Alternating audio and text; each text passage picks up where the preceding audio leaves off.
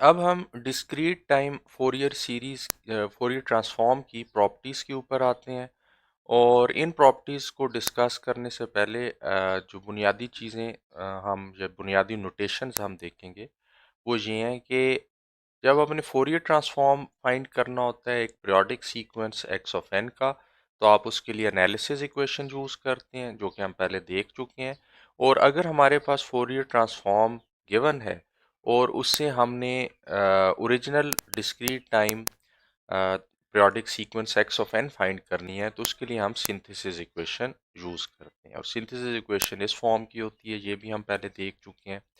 तो अब अगर आपकी एक सीक्वेंस है एक्स ऑफ एन, तो इस पे इसके फोरियर ट्रांसफॉर्म जो फाइंड करने का ऑपरेशन है उसको हम शो करते हैं एफ के साथ। यानी मैं एफ अगर लिखता हूँ और ब्रैकेटों में एक्स ऑफ एन लिख देता हूँ, तो इसका मतलब है कि मैं फोरियर ट्रांसफॉर्म फाइंड कर रहा हूँ एक्स ऑफ एन का। और एक्स ऑफ एन का जो फोरियर ट्रांसफॉर्म है वो रिप्रेजेंट किया हुआ है x of e j omega के साथ। इसी तरह अगर मेरे पास फोरियर ट्रांसफॉर्म हो और उसके साथ और ब्रैकेटें लगा के उसके साथ मैं एफ इनवर्स लिख दूं, तो इसका मतलब है कि मैं इनवर्स फोरियर ट्रांसफॉर्म फाइंड कर रहा हूँ Fourier transform x of e j omega का। और जब मैं इसका इनवर्स फोरियर ट्रांसफॉर्म फाइंड करूंगा तो मेरे पास original periodic sequence x of n आ जाएगी। या और इसको मैं इस तरह भी रिप्रेजेंट कर सकता हूँ कि एक्स ऑफ एन का जब मैं फोरियर ट्रांसफॉर्म फाइंड करता हूँ या इस पे फोरियर ट्रांसफॉर्म ऑपरेटर लगाता हूँ, तो मेरे पास जो फोरियर ट्रांसफॉर्म आता है वो x of e j omega आता है। या x of e j omega का जब मैं इनवर्स फोरियर ट्रांसफॉर्म फाइंड करता हूँ तो एक्स ऑफ एन आता है। तो ये बेसिकली एक्सप्रेशन रिप्रेजेंट कर रहा होता है फोरियर ट्रांसफॉर्म पेयर का। यानी एक्स ऑफ एन का Fourier transform x of e j omega है और x of e j omega का इनवर्स फोरियर ट्रांसफॉर्म जो है वो एक्स ऑफ एन है। अब इन नोटेशंस को यूज करते हुए हम डिस्क्रीट टाइम फोरियर ट्रांसफॉर्म की कुछ प्रॉपर्टीज देखेंगे। अब सबसे पहली प्रॉपर्टी जो कि इम्पॉर्टेंट है वो linearity of the discrete time Fourier transform है। फॉर एग्जांपल आपकी एक सीक्वेंस है एक्स वन ऑफ एन और इसका फोरियर ट्रांसफॉर्म है x one of e j omega. इसी तरह आपकी एक और सीक्वेंस है एक्स टू ऑफ एन और इसका फोरियर ट्रांसफॉर्म है x two of e j omega. तो अब अगर मैं एक्स वन ऑफ एन को मल्टीप्लाई करूं एक स्केलिंग फैक्टर या एक इंटीजर ए के साथ, इसी तरह x of two of n को मैं मल्टीप्लाई करूं एक स्केलिंग फैक्टर बी के साथ या एक कांस्टेंट बी के साथ, तो जो और मैं इन दोनों के सम का फोरियर ट्रांसफॉर्म लूँ, तो वो ऐसा ही है कि जो एक्स ऑफ एन के फोरियर ट्रांसफॉर्म था उसे मैंने मल्टीप्लाई किया कांस्टेंट ए के साथ और x two of e j omega को मैंने मल्टीप्लाई किया कांस्टेंट बी के साथ और इन दोनों को ऐड कर दिया। तो this is the linearity property के दो पीरियोडिक सीक्वेंस का जो वेटेड सम होता है वो उनके फोरियर ट्रांसफॉर्म्स के वेटेड सम के इक्वल होता है। अब हम टाइम शिफ्टिंग और फ्रीक्वेंसी शिफ्टिंग की प्रॉपर्टीज पे आते हैं। सपोज एक्स ऑफ एन का Fourier transform x of e j omega है। अब अगर मैं x of n minus n not लूँ, यानी दूसरे लफ्ज़ों में जो मेरी सीक्वेंस है एक्स ऑफ एन उसको मैं n not samples right side पे शिफ्ट कर दूं और फिर उसका फोरियर ट्रांसफॉर्म लूं, तो इसका जो फोरियर ट्रांसफॉर्म होगा it would be equal to the Fourier transform of original x of n which is x of e j omega multiplied by e raise to the power minus j omega n naught. तो ये जो e raise to power minus j omega naught omega n naught है, इसका क्या मतलब है? अ, इसको मैं ये कह सकता हूँ कि this e j omega not is equal to the phase change phi. यानी फाई जो फेज चेंज है वो बराबर है माइनस ओमेगा एन नॉट के। यानी इसका मतलब ये हुआ कि जब टाइम के अंदर मैंने सीक्वेंस को n not samples right side पे शिफ्ट किया, तो जो मेरा फोरियर ट्रांसफॉर्म है उसका फेज चेंज हुआ। और ये जो फेज चेंज है इसको मैं इस एक्सपोनेंशियल से रिप्रेजेंट कर रहा हूँ। और ये फेज चेंज कितना है? It is equal to minus omega n naught, यानी minus omega naught n naught जो है फेज जो है वो डिले हो गया। अब दूसरी जो प्रॉपर्टी है वो फ्रीक्वेंसी शिफ्टिंग प्रॉपर्टी है। सपोज एक्स ऑफ एन को मैंने मल्टीप्लाई किया एक एक्सपोनेंट के साथ e raise to the power j omega naught n, तो इसका जो फोरियर ट्रांसफॉर्म है उसके अंदर ओमेगा में से माइनस ओमेगा नॉट सब्ट्रैक्ट हो जाएगा। यानी दूसरे लफ्ज़ों में इसका मतलब ये होगा कि जो इसका स्पेक्ट्रम था, यानी इसका जो फ्रीक्वेंसी स्पेक्ट्रम था वो शिफ्ट हो जाएगा। यानी और वो कितना शिफ्ट होगा, वो ओमेगा नॉट जो है फ्रीक्वेंसी के बराबर राइट साइड पे ये स्पेक्ट्रम जो है वो शिफ्ट हो जाएगा। और ये चीज़ क्लियर होगी जब हम इससे रिलेटेड अगली एग्जांपल्स करेंगे। अब हम आते हैं फ्रीक्वेंसी शिफ्टिंग प्रॉपर्टी के ऊपर, एंड इसमें हम जो चीज़ देख रहे हैं वो एक डिस्क्रीट लो पास फिल्टर देख रहे हैं। और इस डिस्क्रीट लो पास फिल्टर का अगर मैं फोरियर ट्रांसफॉर्म लूँ, या दूसरे लफ्ज़ों में इसका अगर मैं फोरियर रिस्पॉन्स लूँ, तो it is represented as h of l of p low pass e of j omega.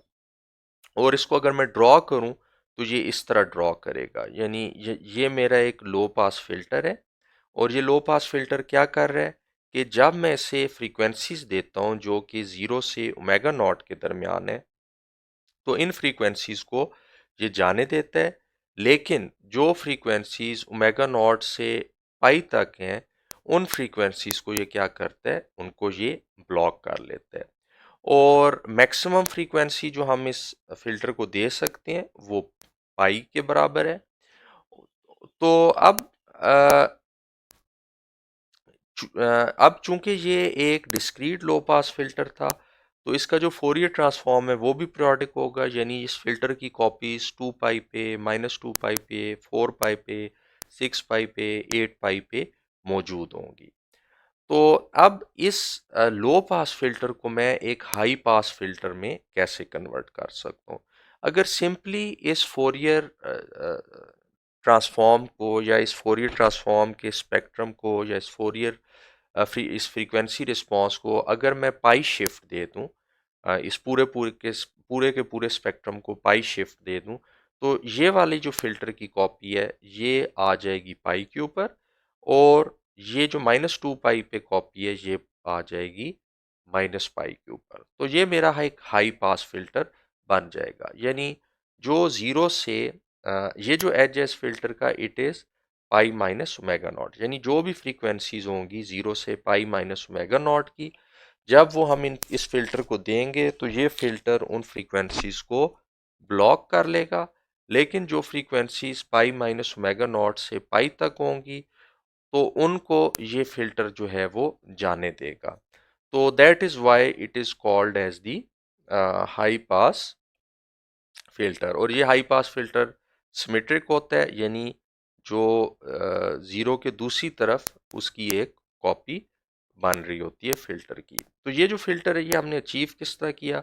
इस तरह अचीव किया कि इस स्पेक्ट्रम को हमने पाई का शिफ्ट दे दिया राइट साइड पे। यानी जो लो पास फिल्टर का स्पेक्ट्रम था या उसका फ्रीक्वेंसी रिस्पॉन्स था, उसमें ओमेगा में से हमने पाई सब्ट्रैक्ट कर दिया, तो हमारे पास हाई पास फिल्टर का फोरियर ट्रांसफॉर्म या उसका फ्रीक्वेंसी रिस्पॉन्स बन गया। अब सपोज टाइम के अंदर जो लो पास फिल्टर की डिस्क्रीट सीक्वेंस थी वो ये वाली थी, h of L P of n. L P stands for low pass, और इसका अगर फोरियर ट्रांसफॉर्म लें तो h of L P e of j omega बनता है। तो अब इस लो पास सीक्वेंस को जो कि टाइम के अंदर है, हम या डिस्क्रीट टाइम के अंदर है, इसको किस तरह हम एक हाई पास सीक्वेंस में कन्वर्ट कर सकते हैं? तो इस सीक्वेंस को कन्वर्ट करने का जो तरीका है वो ये है कि इसको पाई का शिफ्ट दें फ्रीक्वेंसी के अंदर। लेकिन टाइम में हमें क्या करना पड़ेगा कि फ्रीक्वेंसी के अंदर ये पाई का शिफ्ट आ जाए, तो टाइम के अंदर हमें इस लो पास सीक्वेंस को मल्टीप्लाई करना पड़ेगा e raise to the power j pi n के साथ। तो जब हम इस लो पास फिल्टर की डिस्क्रीट टाइम सीक्वेंस को e raise to power j pi n से मल्टीप्लाई करेंगे तो हमारे पास ये जो लो पास फिल्टर की फ्रीक्वेंसी के अंदर जो फ्रीक्वेंसी रिस्पांस है या जो फोरियर ट्रांसफॉर्म है लो पास फिल्टर का, उसमें भी पाई का शिफ्ट आ जाएगा और ये एक हाई पास फिल्टर बन जाएगा। यानी लो पास फिल्टर को हाई पास फिल्टर में कन्वर्ट करने के लिए मैं उसे मल्टीप्लाई कर रहा हूँ टाइम के अंदर e raise to the power j pi n के साथ। और जो ई जे पाई एन है, जब मैं उसमें एन की डिफरेंट वैल्यूज पुट करता हूँ तो एन की जो वैल्यूज इवन है उसमें ई जे पाई जो है, इफ तो ई जे पाई जो है वो बराबर होता है 1 के। यानी जितनी भी एन की इवन वैल्यूज मैं इसमें पुट करूंगा तो 1 आएगा।